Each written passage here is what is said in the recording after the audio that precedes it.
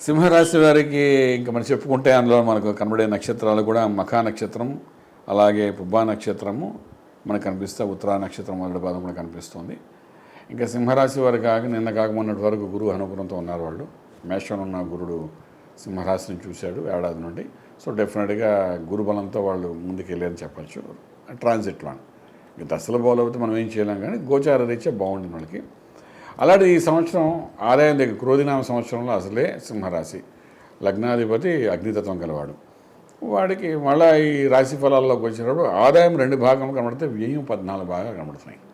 అంటే ఖర్చు విపరీతంగా కనబడుతున్నాయి. అలాగే రాజపూజ్యం 2 భాగం కనబడితే అవమానం 2 కనబడుతున్నాయి.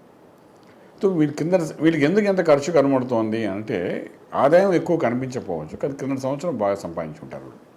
సింహరాశి గురుబలం ఉంది కాబట్టి సంపాదిస్తారు. అలాగే గురుబలం ఉంది కాబట్టి శుభకార్యానికి గ్రీన్ సిగ్నల్స్ అన్నీ వస్తాయి. అంటే ఫర్ ఎగ్జాంపుల్ కిందటి సంవత్సరం శుభకృతనామ సంవత్సరంలోని ఒక మ్యారేజ్ సెటిల్ అయింది. పెళ్ళి ముహూర్తాలే కాబట్టి ఆగస్టులో పెట్టుకున్నారు అనుకోండి. సంపాదించిందంతా ఇప్పుడు ఖర్చు పెడతారు. ఇప్పుడు ఇక్కడ ఖర్చు, ఆ పెళ్ళికి ఖర్చు పెట్టాలి కదా మరి. సో వాళ్ళు ఇప్పుడు ఖర్చు పెడతారు. ఈ సంవత్సరం ఆదాయంతో సంబంధం లేకుండా శుభకార్యం ఖర్చు పెట్టారు. ఆదాయం సంబంధం లేకుండా ఒక అగ్రిమెంట్ వేసుకున్నారు, ఇల్లు కొనుక్కోవాలనుకున్నారు, దానికి ఈ సంవత్సరం అడ్వాన్స్ కట్టాలి, లేకపోతే దానికి ఏది కట్టాలి అలాగన్నమాట. ఇలాగే ఏదైనా శుభకార్యం కొనుక్కోండి, చక్కగా ఆ రకంగా ఖర్చు పెట్టడం ఉంటుంది తప్ప ఇంక వేరే వ్యవహారం చెప్పడానికి అవకాశం లేదు. ఎందుకంటే ఈ సంపాదన ఖర్చు 2 సంపాదించి 14 ఎవడు ఖర్చు పెడతాడండి? సంపాదన మీ దగ్గర 100 రూపాయలు ఉంటే అక్కడ మనం లాజికల్గా చూసినా అంత ఎక్కడి నుండి తెస్తాడు ఆయన? చాలా మందిలో ఉండే డౌట్ కూడా ఇదే గురువుగారు. మామూలుగా ఈ పంచాంగం అనగానే ఫస్ట్ తీసుకొని మా ఆదాయం ఎంత వ్యయం ఎంత అని చూసుకుంటారు. 2 ఆదాయం 14 వ్యయం, అక్కడ టెన్షన్ మొదలవుతుంది. అక్కడ అర్థం కాదు అసలు.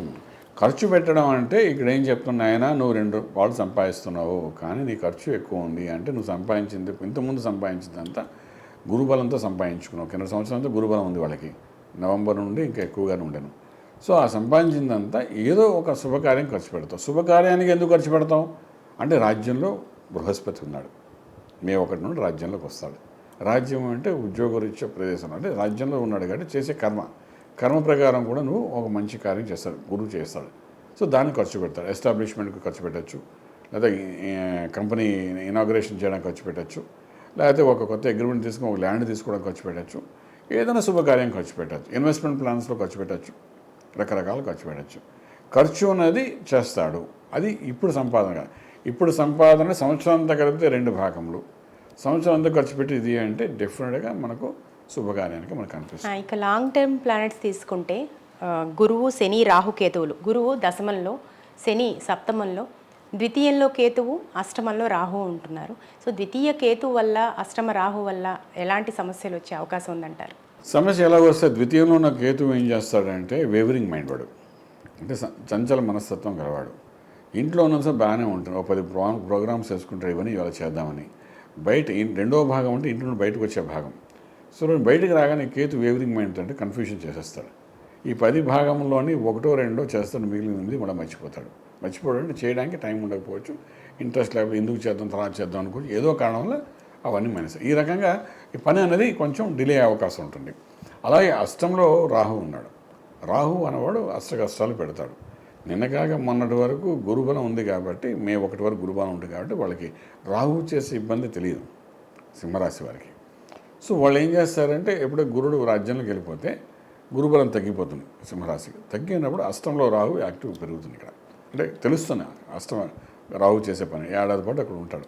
సో అష్టమ రాహు అంటే కూడా మనకు తెలిసిన అష్టమ శని అన్న, రాహు అన్న, అష్టమ కేతు అన్న, అష్టమ శని, కుజుడు అన్న, ఇవన్నీ కూడా దుస్థానం కాబట్టి ఏ గ్రహం ఉన్నా కూడా అది దానికి ఫలితం ఇస్తుంది, నెగిటివ్ ఫలితం ఇస్తుంది కాబట్టి హెల్త్ పాయింట్ ఆఫ్ మీద కొడుతుంది, దానికోసం ఖర్చు పెట్టేస్తుంది.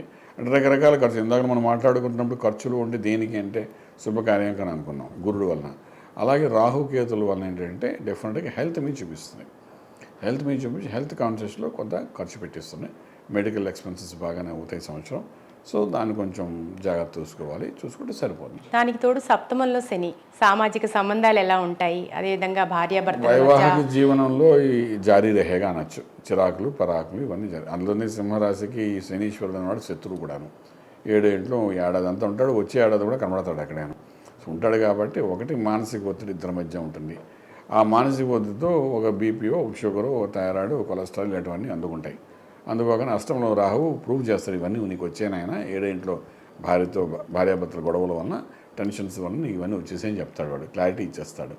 వాడు క్లారిటీ ఇచ్చిగా దాని మందులు ఖర్చు పెట్టుకోవాలి. డాక్టర్ గారి దగ్గరికి వెళ్తే మీకు రిపోర్ట్స్ అన్నికి 10,000 20,000 ఖర్చు అయితే దానికి ట్రీట్మెంట్ కోసం ఇంకో 25,000 30,000 ఖర్చు, రకరకాల ఖర్చులు. ఇంకా యాంజియో చేయమని చెప్తాడు. కొంతమంది యాంజియో ప్రాబ్లం కూడా వస్తుంది సింహరాశి వారికి రాహు 8th హౌస్లో ఉన్నప్పుడు. స్టంట్లు వేయమంటారు. ఇలా రకరకాలు.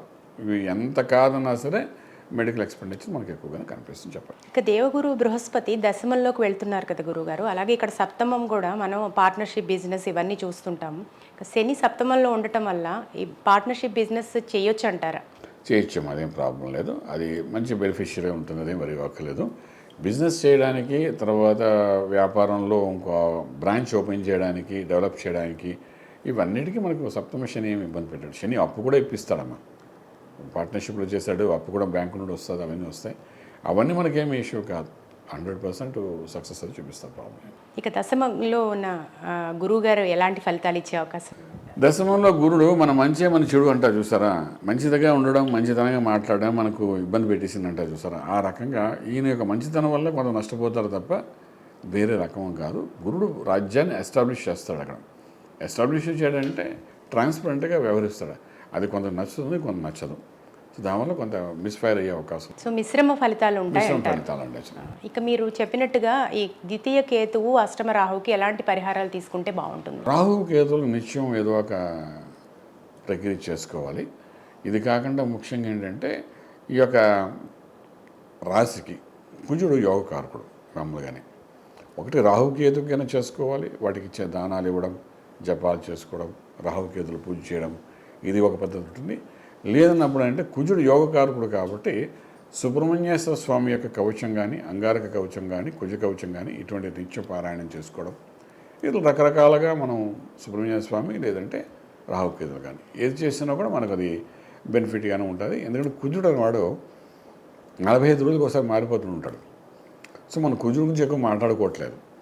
కానీ ఈ సంవత్సరం కుజుడు తీవ్రత ఎక్కువ ఉంటుంది సింహరాశి మీద, డెఫినెట్గా ఉంటుంది. కాబట్టి స్వామివారి అభిషేకం చేసుకోవడం బాగానే ఉంటుంది.